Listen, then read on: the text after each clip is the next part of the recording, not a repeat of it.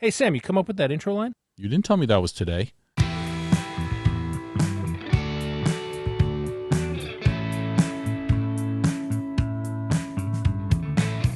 Hello, everybody. Welcome to the Writers' Room with Sam and Jim.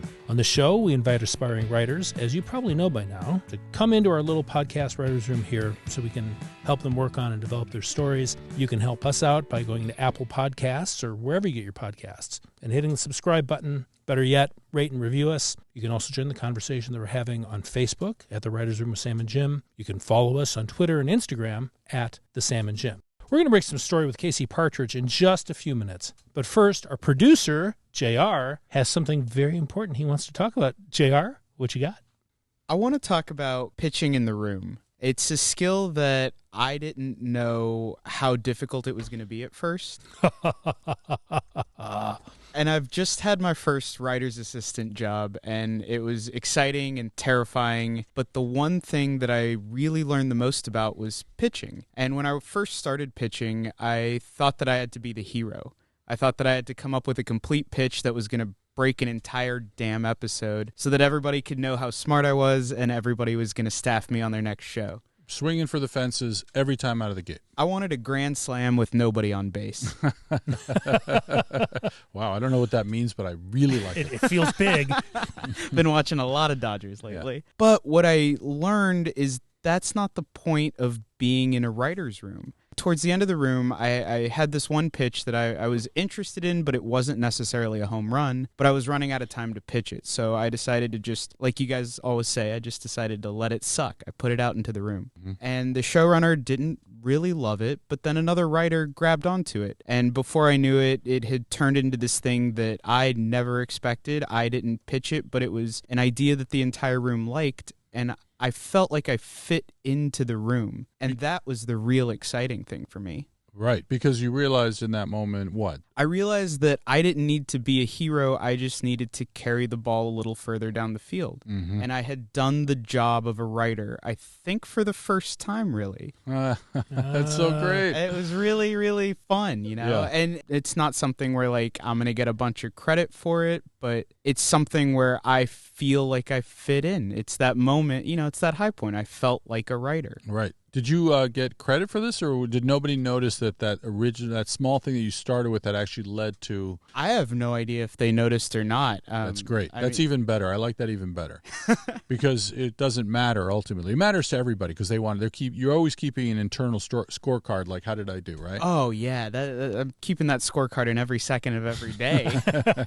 But in that moment, I did realize that it doesn't matter, and in that moment, I just felt so good that I was there doing it. Mm-hmm. What did the writer that picked up your idea and changed it? What did he or she change about it? So, in not specifics, but what did they do that kind of kicked the ball off? I think what he did was he took what I was trying to get at and he expressed sort of the question that I was asking without asking it. Right. Because what I was pitching was because I didn't understand a certain facet of the story.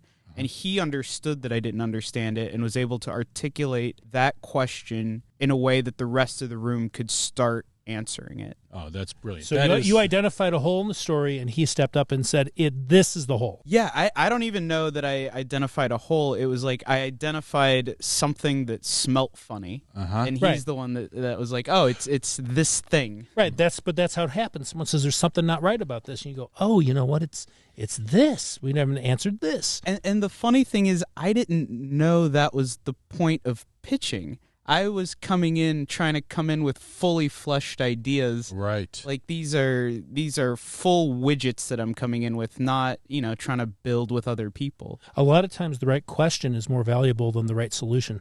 I had no idea the level of collaboration. Like, I mean, you work with other people and that's fun, but like I didn't have to do everything. I just had to do my thing. Well, JR, I'm writing up a WGA card for you right now.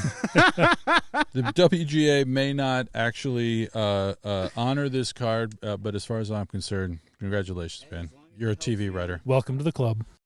Okay, let's get into this week's show. Hello. Hi. Hi. Lots of energy this morning. Yes. Hi, Casey. This is Sam. This is Jim. Hi, it's so nice to meet you guys. Thanks for coming on this show. We do have a lot of energy because we're sitting by the pool and it's a beautiful day. Oh my God, so jealous. And we get to spend this morning talking with you about writing, which is definitely something we like doing. It's better than talking to each other about writing. This is what we do otherwise. That's 100% true. So, Casey, you actually are one of those people that went to film school. I am one of those people. Have you regretted it yet? Yes, or maybe you don't. Every single day of my life. No. No, I think film school was a really valuable experience. I know that it's kind of widely debated, but I got a lot out of it. You know, I think the only real question of film school is it worth the money, right? I mean, obviously you're going to learn a lot of stuff. You do a lot of stuff. We've talked to a lot of writers who went to mostly USC. I don't know too many, if any, that went to UCLA, but it's only a question if you're stuck with debt. And is that holding you back? So, what do you think? Are you pro or what's your situation? I was very fortunate to not have any debt upon graduating, which I know is very rare. So that's not really something that I've had to consider. If I did have debt, I would probably have a different opinion. I don't know if anything is worth $30,000. Right. A house. Oh, there's a lot of things worth $30,000. $30,000 or $300? What did you say? $30,000. Yeah, it's a lot of money. But yeah, if you don't have to pay for it, or if it's already paid off, that's huge. And I think that's the math. That's real world math. If my daughter wants to go, either of my daughters wants to go to film school, they will have a lot of debt.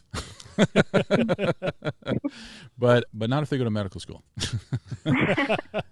Just a lot more years. Well, yeah, and one, I'll be hugely supportive, and the other one, I'll be like, you know what, if you want to do that, just start doing that. Because I've been in writers' rooms. Jim and I have been in a lot of writers' rooms where everyone got there one way or the other, and we're all there.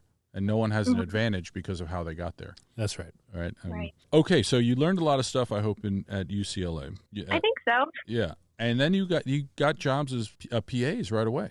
I've been doing PA stuff since I was in community college and still doing it, which is a little scary, but I think hopefully not too much longer. But yeah, I've been doing a lot of PA stuff, mostly for reality shows, surprisingly, which is just always a crazy adventure. It is. And now everybody might go on strike on Monday. I mean, when this airs, we'll know what happened. I know. I was thinking about how this is kind of like one of the craziest times in the industry to be having this conversation with you guys today. Jim and I have actually talked about this a lot, but for anyone that doesn't know, IATSE, which represents a slew of unions, locals, they're thinking about going on strike in 48 hours because the working conditions are really, really tough. And you know, we've been on set, and every time I go on set, I think to myself, I used to think I worked hard. Yeah.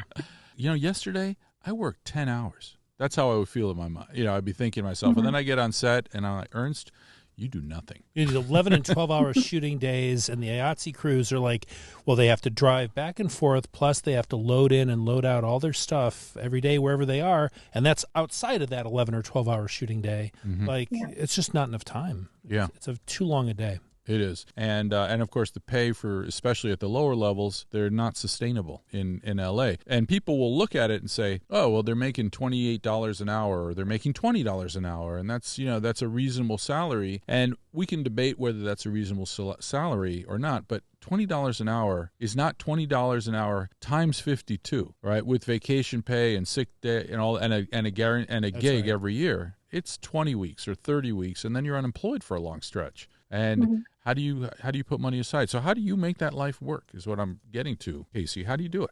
Honestly, it's tough. I don't know if I'm making it work at the moment. I know, especially with the lower level jobs, they're kind of random and hard to come by. I suppose that comes with freelancing in any industry. But when you're not getting paid enough to make those stretches work, it can be kind of tough. So that is something I'm currently trying to figure out. But yeah, it can be a little brutal sometimes. Yeah, it's brutal, I'm sure. We deal with that at our level, but you know, I don't want to compare it directly, but you know, it's you build up fat and then you burn the fat, and then you build up fat and you burn the fat. Right. And that's a hard way to make a living, but it's easier when you're making really good money for a stretch. I don't even know how you do it when you're making just enough to get by. And that's why I think every writer needs to marry a hedge fund guy or gal. It's because first of all, hedge fund guy people, their lives aren't interesting. Marry a writer. If only to remind you how pathetic things could have been, right, before you decided to be a hedge fund person. Right. So how's your writing going? What have been some setbacks with writing? What have been some things that have really scored for you with writing? Definitely waxed and waned over the years. Currently, I'm in a bit of a writer's block, which is why it's great to be having this conversation right now. But I've definitely had my ups and downs. I would say the hardest down was probably my first time ever writing. I had taken a video production class in community college, and I was obsessed with the XFiles. It was like my whole brain was like just taken over with files from the XFiles. And we had to do it like make a short video project. And I basically just wrote XFiles fan fiction would be the best way to describe it. And when it played on screen, what I thought was like a hard-hitting alien sci-fi drama really just felt like a satirical comedy. And it got a lot of, which was slightly discouraging at the time, but it was all okay. I see what I need to work on. That's funny.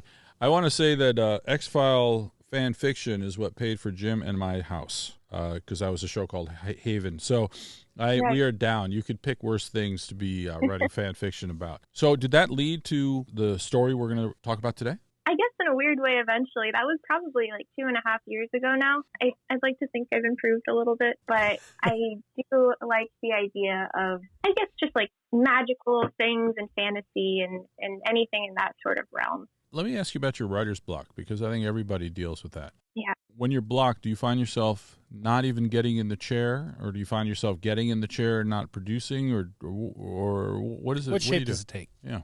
Yeah, not even really getting in the chair, kind of just psyching myself up to do it and then not really doing it. I've actually found lately that writing prompts have been really helpful. I've never really just like considered them at all before this, but they're really good to just get something on the paper and get something, feel like you've done something with the day. Mm-hmm. So I really like those. Yeah, writing prompt, but isn't like an outline's a writing prompt? You're talking about set discrete tasks for yourself? Is that what you're thinking? Yeah.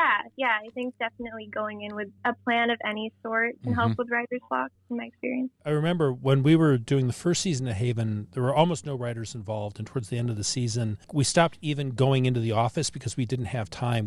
We were writing so much so fast, and I remember hitting this flow state for like days on end, where I could get up and just start writing. And I would write for like 10 hours, and because we just had to keep cranking out these scripts, and it's as if writer's block had just gone away. Like it was just boom, just step right in, do it, put it down, come back, pick it up again. And then I lost that magical capability.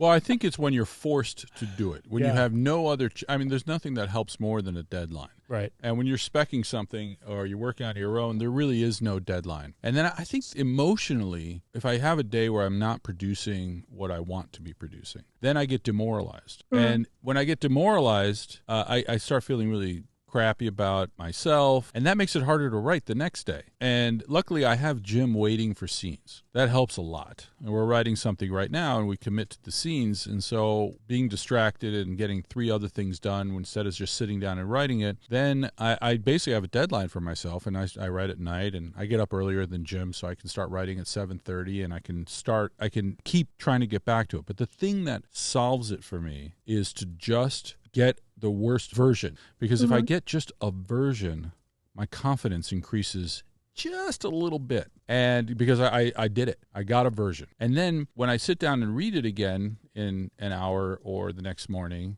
even though it's crap, it's easier now. And I have that little extra gas from the confidence that I got of, I had a good day. I got all my assignments done. And then I can rewrite it. And you're addressing tangible flaws, not the imaginary flaws floating around in your head. Right. So it's so important to just get a draft of the scene or the moment or whatever. Incremental progress feeds more incremental progress. But Casey, to be honest with you, there's no better motivation than your entire livelihood being dependent on you turning in a competent draft at a certain time to a very anxious showrunner or studio or network production crew, and they're all waiting for you. And then all of a sudden, you can't even do whatever that thing is. You procrastinate because you're stressed out even reading one article in the paper, if that's your thing. And you're just like, got to get it done. Oh my God. And you'll work all night and you'll get it done. But we don't have that when we're just writing for ourselves. And it's a little trickier. What do you do? Do you ever feel like you get burnt out or like you've exhausted the spigot? Because I feel like that all the time. That's not my thing because we've produced so much content that I always know there's more in there. I think that is one of those things you get with experience, especially being in a lot of different rooms where the ideas just keep flying around all the time. You realize there's so many different answers to any problem. But the thing that most helps that, Casey, in my opinion, or works for me, is that there's just a list of questions that we ask. And those questions they're like your prompts that you're talking about. And the question is, what's the turn in the scene? What does the character want in the scene? How did the expectation change in this scene or in this arc? And we keep going back to that, and it's so elemental, but that's all it is. It's just asking those same questions over and over and over, and it forces you, once you start answering them, you get traction, and that's your little bit of gas, and then you get more traction, and then that leads to more questions, and then all of a sudden you've got a character, and now it's time for a break. Do you feel like you have your own specific roadmap at this point? Yes. We have a roadmap. I actually teach a writing class called Writer's Roadmap, called the Roadmap, and I teach at the writing pad. So it's all just about the process, and that's why I think writers groups are so great. They help you not stick. They keep you accountable. Yeah, when you get stuck, it's almost always because you're in your own head or you're locked into something that isn't working. Mm-hmm. And fresh perspectives and fresh tools and talking to other people about it helps. Mm-hmm. Jim and I developed something. We use phrases with each other to get permission to do something, which is, so one we created actually within the last year or two was thought experiment, meaning I don't know where the hell this is coming from. I know if we do this, we're going to lose 2 weeks of work, but maybe this thing is an answer that we should consider. And so in that point, and then Jim stops at that point questioning it's how are we going to fit that or any of the normal things we would, and he's just like wide open. It goes in its own silo. Let's just play with this idea, not try to connect it to everything else, and just see if there's something in it.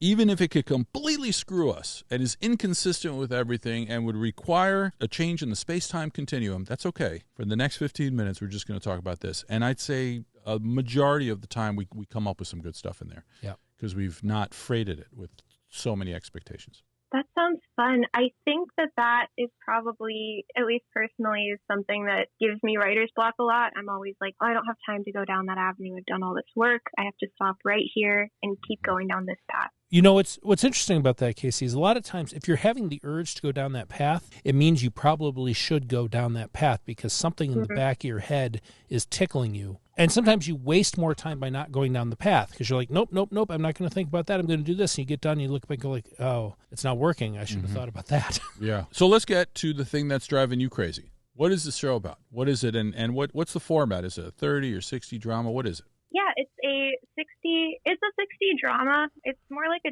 dark comedy, at least I want it to be. And it is a story about power, and it's a story about Greek gods. So basically, I have all of like the major Greek gods living in modern day Earth and biding their time because there's a ton of backstory that I need to sift through. It's like a jungle of backstory. But basically, they don't go to like any of the godly worlds, like the underworld anymore, because they've been taken over by like the ancient gods, the Titans. And so they're just biding their time on Earth. And the pilot is about them realizing that they are losing their like power and immortality because nobody believes in them anymore. So they're becoming mortal so they can die. And it's all just about trying to get their power back and trying to work through not only that pride, but also their own mortality. So how much have you written about on this so far?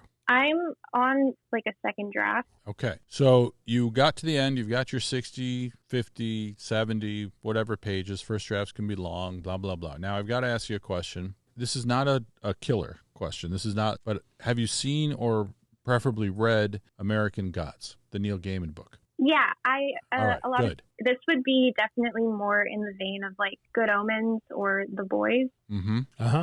Definitely a different tone, and then kind of like a smaller story. I would like it to be in that show. It's a question, it sounds like, of emphasis. So when you're talking about this, the idea that what the gods want is people to believe in them and that they've lost belief, and so they've lost their power, that's the main line of American Gods. So if you could phrase it differently, just find your twist on it, then I don't think he would overlap necessarily, because you're right. American Gods in the book and all of that can be very different than, obviously, Good Omens and The Boys. So how is your show different? How is it?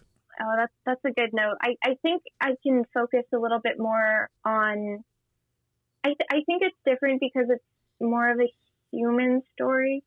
I don't necessarily want it to feel like a superhero story. You know what I mean? It's like very kind of high budget and big. I want it to feel more about a story about like a broken family and people with too much pride. Well, let me ask you this then, because we're talking at a very high level, right? It's the Greek gods. They're in an underworld. It's very high altitude. What's the actual story? Who are the characters who are playing this out? What are we watching? What's the sort of personal story? So this is something that I think is also kind of not working in the story, is that there are way too many characters. I kind of focus on like all of the major 12 gods. Wow. In the pilot, I only focused on about 4 of them. Oh. But I wanted to do like different groups throughout each episode. So the pilot is, we kind of have Poseidon as like a narrator, and he's kind of like the anchor point throughout everything. And then the main characters in the pilot are Zeus, Hermes, Aphrodite, and Hades and Dionysus. So I guess 5, which feels like a ton. Like it's kind of getting lost in itself. What do they do? What happens in the story?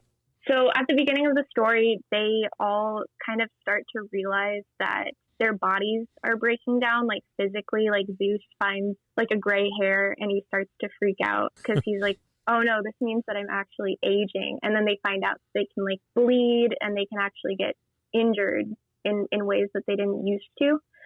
Because in my story, they've been on Earth for a very, very, very long time, like slowly kind of losing their power, but they didn't think it would ever come to this. And so that's Zeus's plot. And then... Oh, wait. Let me ask you about Zeus. What is he, when we meet him, is he running a 7-Eleven? I mean, what is he doing? So everybody in my story kind of has real world positions that kind of relate to their positions that they had like within the pantheon. So Zeus is like a mogul. He's like a business mogul. He owns a lot of big companies. He's very rich. He's kind of like Dan Bilzerian. Like he just parties on yachts a lot. And he's not like, none of them are good. None of them are good people. They all kind of suck. So that's his role. And then Hades is running like basically a 7-Eleven. He's like the manager, because he's no longer running hell. He's like the manager of like a low-end grocery chain. Are you saying, you're comparing the low-end grocery chain to Hades? Oh yeah. to hell. Target. Yeah. It's like that. I worked at Target and it's like that. Okay. So what is it? Hades, Zeus, and then what brings them together? What's going on? So that's kind of also a problem. They never really come together, and I think at some point they need to. But so Zeus, all of them are kind of just trying to find ways to get their power back in any way that they can. So Zeus is kind of scrambling the whole episode because he is under the impression that he already has power. Like in the modern world, he is very powerful. He has a lot of money. He has a lot of like friends in high places. And then Hades is trying to get back to the underworld to like get it back under control, but he can't do that because he like agreed not to come back a while ago, which is a whole other thing that I need to like dive into within the story. And then Aphrodite, her whole thing is that she wants to find a golden apple because it'll make her immortal. And then Dionysus is like a vlogger. He is like an internet guy, and he just wants to get as much like clout as possible to get like eyes on him because he thinks that that'll get his immortality back. All right, so I have a couple questions. The first one is less important, and I want to start with the second one, but I just want to get the first one out, which is they all have to have a working theory as to how they can cure themselves, or a working theory as to what they should do to try to figure out how they can cure themselves. And that's good, but then my big question is, and this is going to seem counterintuitive, but why does Zeus, why does Hades, why does Aphrodite, why do they want to live? Why do they want to live? Yeah, why do they want to live? On the surface, they don't want to go to the underworld and get like tortured for eternity. But on another level, I think a lot of it is about, I hate to keep using this word, but like pride. So for Aphrodite, I think she has not been taken seriously by like anyone in her family, and she wants to be taken seriously. And then I think Zeus is kind of grappling with the fact that he's not as in control as he thought he was.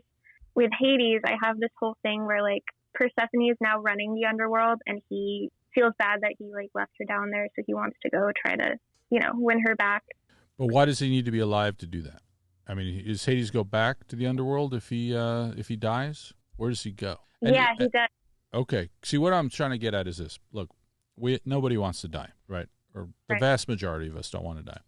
But everybody doesn't want to die for a reason that is specific to themselves. The reason I don't want to die is I really want to see my daughters grow up. That's my number one, right? Absolutely my number one. And I'm sure that's true for a lot of people. And then I could get into, why do I want to see my daughters grow up? And this is just a question. On its face, it's ridiculous, but it gets into the specifics of me as opposed to the general idea of nobody wants to die, right? And so Zeus's reason should probably be very different from Hades, very different from Aphrodite, very different from the other god whose name, I can't remember which one. But they're all different because they're different people. And it's possible that Zeus is pride, for example, if he's a mogul, that he's locked in a battle with, Bill Gates or whoever, another mogul. And he needs to win, but he can't win if he's dying. Or you could make it pride, and you could start diving down into why does he have this pride.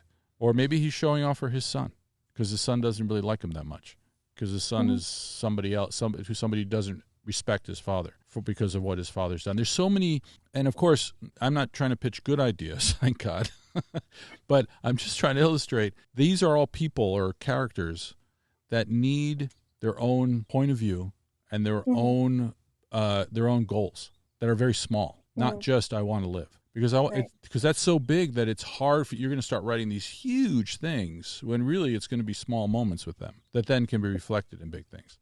Maybe that's something that's missing, because I do feel like I feel like there's a lot of plot, but I also feel like I struggle to find what they do in those in-between moments, and I think I have not fleshed that out enough. To ask you a different question, what is the story about? Like, why are you writing it? What do you want to explore with this? For example, when you brought up Zeus being a mogul who doesn't have the power he used to, like, I'm going, okay, well, he's the ultimate, like, white male guy in control, and he's gotten to a point in the world where he no longer has the power he once did, right? That's a little metaphor kind of thing. But that would be saying something about Zeus, about power, about men. I don't know. There's something in there to play with. What are you trying to say with your story? I guess I do. I don't know. I think a lot about power, and I think a lot about why power is bad and how that's kind of impossible to fix in the world. So I guess it is a lot about power and the ways in which that we grapple with it and try to get control back. Well, that's good. That's okay. Yeah. That's a start. That's a start. Wanting control is a thing. Yeah, but I would apply that to one character. Okay. And not all of them, because then you'll end up writing the same character with just slightly different. But we want them to be very different. I think you do, because then your scenes will pop, and it'll be easier for you to figure out what they're doing in between moments because you know what they want and what they're afraid of. Like, let me ask you, let's talk about XFiles. You loved XFiles, right? So, what was XFiles about? I think XFiles was about chasing after the idea of something bigger than us. Well, chasing after was the action that they did, but it was, well, maybe, I guess I could see that. I would say that X-Files was about, well, first of all, the core of it was about a man trying to find his sister. But it was a man who wanted to believe, right? I want to believe, because if he believed, he could solve the biggest hurt in his life. Right. He could believe his sister was still out there. That's why he was going after the monsters, not because he wanted to expose the monsters, help the monsters, do it. He wanted to see if he could find this one answer, right, which went back to his big hurt. That's enough, you know. So the question is, if Zeus wants to live, what is the thing that he's most afraid of losing, right? For Mulder, it was if he didn't solve the puzzle, he was going to lose his sister. What is Zeus going to lose that is most important to him? Or any one of them. Do you have a thought on that? I mean, this is the pitching part. So if you don't feel, I don't mean to put you on the spot, but I totally mean to put you on the spot. No, it's okay. Well, that's interesting because that's something I was trying to think deeper about is like, okay, Zeus has this whole thing about power. Why do people want power? Like, what does he want specifically? And it's really hard for me to like pinpoint exactly what that one thing would be. I wonder if maybe it could be power over his family. Okay. Okay, so let's work with that. Power over his family. Why does he want power over his family? I wonder if maybe it could be like in some weird twisted way to come from a place of like protection. He's afraid of losing them. Yeah. Great. That now you're getting there, right? So he's a real family. He loves his family, right? He may or may not treat them well. By the way, that's not automatic. Yeah. You know, Tony Soprano loved his kids, but they had a lot of problem with the way he treated them. Why does he love his? I mean, what is his family? What's special about his family or someone in that family? I would say overall, that's kind of all he had. Okay. So I'm going to pitch something to you. Jim, do you want to pitch? Because I want to get into concrete pitches. Well, I want to ask another question, kind of, because you said one of the problems you're facing is that they feel a little siloed from each other right now. And I think maybe that's one of your problems, is that if something is happening to all of them, and if family is the most important thing to Zeus, like, then it should be him beginning to reach out to them because he finds this gray hair or you know what I mean? What's the connection between them? Well, that's a related but different question. Let me try to bring them together in a way that can help Casey. I'm trying to make the story organic, you know, so they're all playing off of each other instead of being siloed. Right. That's So what I'm curious about. if we start with the idea of the character, though, so Zeus wants to protect his family, and maybe one reason I'm going to pitch here, he wants to protect his family because he failed them at one point, right? And none of them like him. And if he dies, he's going to die with his family hating him. And he doesn't care if everybody else hates him, but he cannot deal with the fact that his family doesn't like him, or his son or daughter doesn't like him, if you want to make it smaller, or whatever it is. Yeah. And that is why he reaches out, say, to Hades when they hate each other. He hasn't spoken to Hades in 600 years. But he does it, why? Not because he's afraid he's going to die. He does it because of the daughter that he has failed, or the child that he has failed, and he can't stand for him to hate. Now, of course, Hades has a whole relationship with what's her name? Is it Persephone? Yeah, so that's an interesting father-daughter relationship, certainly. But then you can get into, now I know why he's going to Hades, and so you don't have to silo them. But that connection starts with the character. Now I have a motivation for him to get together, and now I'm starting to create backstory. No, that makes so much sense. I feel like you just plugged in the two puzzle pieces. Well, it's easy when it's not my project. It's always easier when it's not your project. And then I don't have to actually do any of this work. I'm like, okay, good luck. But it's always simpler if we get into that question of why. And this is in part the altitude question, right? Like when you're talking in generalities about what people want or what they do, it's often hard if things feel very vague. But you go to specifics. All right, it's Monday morning. Zeus is on his yacht. He's in the middle of the Mediterranean Sea. Right. He finds a gray hair in his beard. Right. What does he do?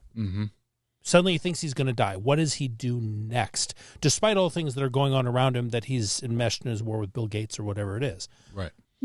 Now, I would say to Jim, okay, he's on his yacht. I get the world. I get the tableau. He's got a helicopter on the other end of the yacht, and he's David Geffen floating around and going from place to place. Great. But what tells me about his heartbreak in an efficient way and in a visual way? Can you pitch on my little idea? What would be a way to demonstrate that, Casey?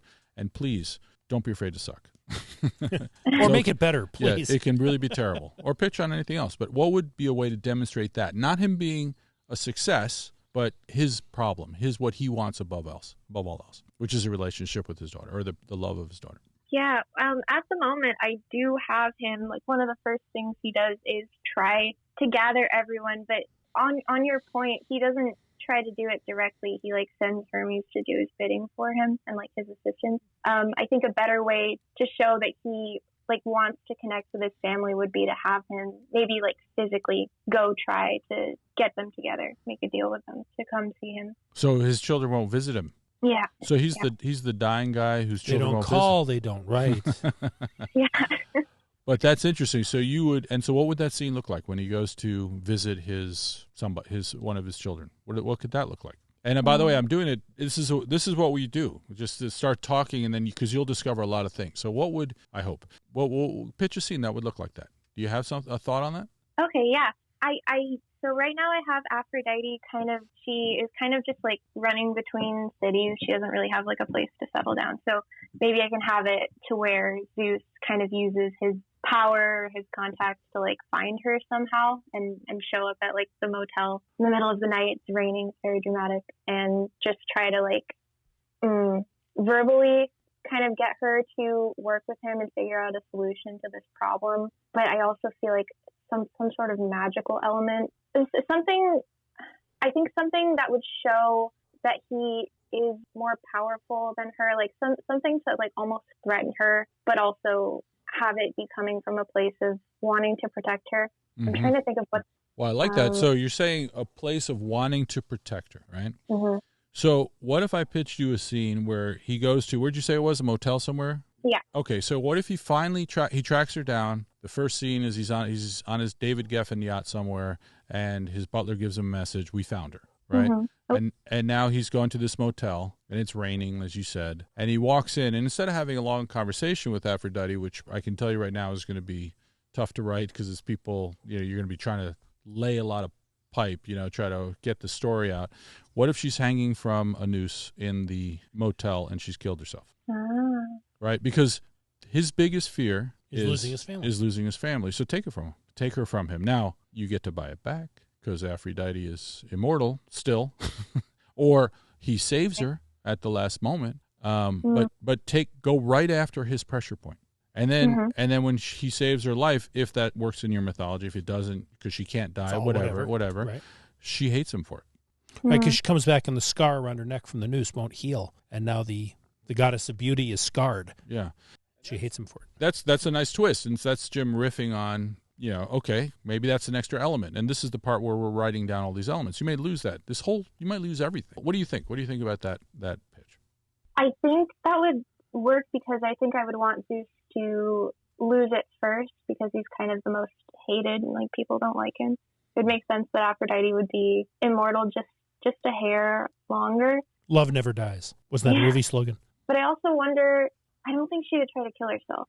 Right. Okay. Now let me ask you a question. Why would she kill herself? Why, if we like, and this is, I'm not pushing on you do of course whatever you like, but I'm trying to, as an illustration of the way writers can get in their way, and we were talking about that sea anchor. Why wouldn't she kill herself? Is that something that you love and is important to your show, or is that just something that is that a sea anchor? It might be a sea anchor. I think partially because I haven't quite figured out why she does want to be alive. Well, didn't you say Aphrodite was really, when you talked to her, what did you say about her? I was writing it down. She was looking for a golden apple. Yeah. Okay. All right. I guess one question I would have for you is, you have all these gods, and it sounds like you're trying to approach your story through all of them. What if you just, for the moment, throw everything away and just tell it from the point of view of Zeus, which I think is kind of what Sam is working with. Like, you have one person, they have a set of needs and wants, and they need to start following a chain of events that pulls them along this desire line of their own, right? He's trying to reconnect with his family. That's a way into this story in this world that you're trying to tell that's maybe small enough you can find pieces of it instead of, much broader, more general things. I think part of the reason I'm dragging my feet on that, or at least I have been throughout the time that I've been writing this, is that I think Zeus is an interesting character, but in a way I'm not that interested in like exploring why a villain is evil. Like, I think that would be interesting, but I don't necessarily know if I want to make that the anchor point. Who's the person you want to explore? That's I don't know. I think that's your first piece of homework, right? You have to have the character that you want to live in their life and explore them and know them. Yeah, whatever that means. It doesn't have to be he or she is a beautiful, Mr. Rogers. He can be a very difficult and contradictory person like everybody else. But yeah, who? That's a very fair question, and I think you got to land on that. It's the point of view question, because that's going to dictate so many things. Mm-hmm. Whose story are you telling? Yeah. Yeah. Do you think I need to pick, like, aside from Zeus, just like one of the gods? No, I don't. I think you don't have to, but it's one way to do it. I think you could pick two and go back and forth between the A storyline or the B storyline. You could do three, but it gets harder, when you do it, because it's like you have to jump from one thing, then you're on another storyline, and theoretically at some point they're going to come together in some, or at least we're going to see by the end of the pilot how they are going to come together, so we get a sense of the show. And the problem that Sam and I have run into ourselves, and on this podcast we've run into with other people trying to do large mythological world-building pieces, is you start having like pieces of backstory and plot that you really want to get out that are they're tying you in knots, right? Like they become stumbling blocks when you're trying to keep all of these pieces, like all these balls in the air that you're trying to juggle at the same time. But you are going to have to tell individual stories at some point. So if you just pick one story and run with it for a while, you know, see what you come up with, that'll start to tell you things. Okay. Yeah. For example, and I am in no way saying you should do this, and I know this messes things up, and I don't. This is just trying to demonstrate how we riff. Okay, he finds Aphrodite hanging in the motel, but she can't die, and she knows she can't die, and she knew he was coming, we find out, and this is what she does to him. She's trying to mess with him as much as possible. So Drama. So now Aphrodite is a drama person, and now I'm starting to understand her character, and I'm like, well, what does she want to do? She wants to get a reaction. That, by the way, that may be a very different character than yours, and I'm not advocating, but I'm saying, okay, so why does she always need drama? Well, she never got the attention of her father. So they're in this sort of toxic dynamic created by Zeus, and he's got to figure a way out of it. Or maybe they figure out a way out of it together, or they're not going to. It's going to be the drama that's with them. But that carries me forward. Now I'm starting to get an understanding of who she is, or at least a way to start talking about her as I pitch out different things and trying to find it. Because what I'm saying is, at some point, and this may not work for you, the process, we just start writing like, what if it was seen like this? What do we like about this? And that's how we develop the character. Like, ooh, I like that. That's not what I initially thought, but now I think I know how to write that. And then sometimes you take that scene that originated everything, you know, out behind the chemical sheds, and you put one in its head because it doesn't fit your story. Right. But it did give you what you needed to get going. Right. The motel never happens. The killing never, the suicide fake attempt never happened, but we took the fruit out of it and we moved on. And that can really free you up too. Right? Your thought process of thinking that, it kind of just opened my eyes, because when you first said it, I was like, oh, Aphrodite wouldn't hang herself, but then it's like, no, she wouldn't. She would just cause drama, which makes a ton of sense. I think thinking about it from the opposite direction like that is something that we hope. Well, and the question is, moving forward, Casey, you know, you had a scene with the two of them in a motel, right, talking to each other, right? Yeah. What would they be talking about? And what would be like, can you pitch that scene out that has a turn in it, that has something change as a result of their conversation? Sure. I think they would be, well, obviously he would come in, he'd be talking about, you have to help me, we have to work together. She doesn't want to work together. I wonder if maybe the change in that scene could be Aphrodite realizing that she can do something without him and like kind of find a solution on her own. So his coming in, she wasn't going to do anything, but then he gave her the idea inadvertently, and she picks up the bad version, and she picks up the phone and she says, "Get my." Yeah, that's where the golden apple idea comes in, where she's like, "Okay, if I find this thing again, then maybe I can be immortal without you." And that happens in the scene. She doesn't have to say it to him, but then she does something as a result of it. Is that what you're saying? Yeah, like the light clicks in her head. Right. Because the toughest thing, I think, sometimes, right, is two people just talking to each other in a first scene, where that's wonderful, but also we want to get the action in there. We want to get a change of direction, things that happen, and an interesting tableau. Two people sitting in a room talking to each other, that's great writing when it happens. It's not easy. And listening to all this, I keep thinking what a missing piece that would help me is that sense of agenda. In a world where there's 12 gods and they're each on their own agenda, that's all fine. I wish I felt like, you know, if Zeus is finding a gray hair in his beard or whatever, and he's coming to her, he thinks there's something that can be done about that, and he's trying to get through all of them to get them all on board. Or he thinks someone is stealing their life from them because they're immortal. They shouldn't be able to age. So something's going on in the world, and they need to put the band back together if they're going to figure it out. Right, that's a classic. Right, that's a cheap pitch, but like it's something where they have to unite, where they're in each other's agendas and having to impact each other. And there's a reason why they can't. Right. Or they all have their own individual reasons why they can't. Right. And we get back to the Avengers, the first movie, where they didn't want to. You know, they had troubles, and it didn't work until the very end of that very long movie. I mean, they had a lot of time of conflict between all of them. And I know that sounds kind of trite, and it might be too easy for what you're thinking, but these are the kinds of questions that will unstuck you, I think. I feel like we've messed you up now, though. You haven't. It's a little bit, but in a good way. Like, I think I was thinking about writing this, and I was like, I kind of feel like I want to rewrite the whole thing from scratch. Not necessarily getting rid of all the ideas, but just coming at it from a completely different angle, I think would help it a lot.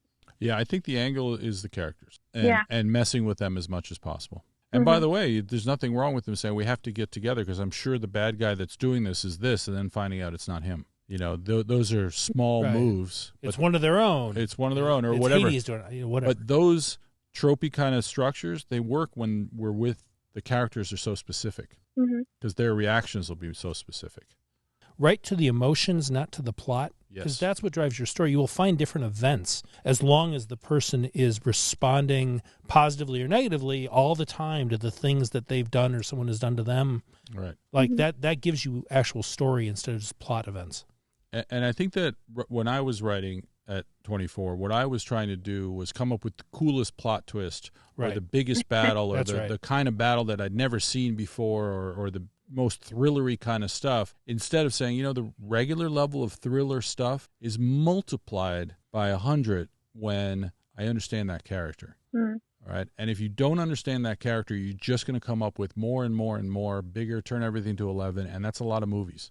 And, your idea that Zeus is a bad guy, Zeus is not a bad guy in his own mind. Right. So let him be a person. That's what I would say. Let him have his let him be a dick, no question, in a Zeusy kind of way. But let me know what hurts him and what he is working for in every scene. I read an interview with Brian Cox from Succession, who was saying that one thing he knows about his character is that he loves his children, which for that character, much like Zeus, right? It's a similar character in some ways. He may be toxic and the whole family's all messed up because of him, but that's what he knows about his character is that no, he's actually loves his kids. That's something to work from. Yeah. Even though he's messed them up so much. Right. And I think as a 24-year-old, I would have fought what I would have thought at the time were overly simplistic breakdowns of people. I want to find something more unique than he failed his daughter. Can it be something? And the answer is no. We're people. Those are the things. Those are always the things. There's a lot more of them than you think. What's different is how you express it, right? The 100%. Details of the story is what makes it fascinating, is how that evolves. Yeah. But those core emotions, the core drives they're very simple. Right. Right. So, and just to make you feel better, Casey, even if I told myself, and to make me feel better, honestly, if I was able to go back in time and tell myself this at 24, when Jim and I were writing, in cafes and that kind of thing, we wouldn't have gotten it the way we get it now either. Because the only way to really get it in there is to just write. That's the only answer. So when you don't get this in a month, don't beat yourself up. Just give it your 10,000 pages. You need the 10,000 pages, hours, whatever it is. It just takes that much time to get there. And there's still some writers that are going to get to it faster, or we get it completely, but they're just more talented than we are. I feel like everybody got to it faster than I did. But it does feel that way. And then but a lot of people never get there. And some people don't have the talent to use it at all, and it's just this big balance. But it's why we do the podcast. It's why I teach my class. It's why I love writing. It's just the constant figuring it out. And so you're not alone, man. You're not alone, Casey. I appreciate that. All right, hang in there, and thank you so much for calling today. We really appreciate it. Thank you so much. This has been so much fun. Thanks, Thank you, Casey. Good luck. Thank you. And that's all we've got for you this week. Our producer, J.R. Zamora-Thal, is working the mixing board. Our logo was designed by Julien Debar-Monclair, and our music was provided by Buddha Rays out of Austin, Texas. If you want to get in touch, we are at The Sam and Jim on Instagram and Twitter. And you can find us on Facebook and YouTube as The Writers' Room with Sam and Jim. And if you like hanging out in the room with us, give us a follow on Apple Podcasts, Spotify, or wherever you get your podcasts. And tell a friend, would you, so we can get JR paid. Thanks, everyone. See you next week.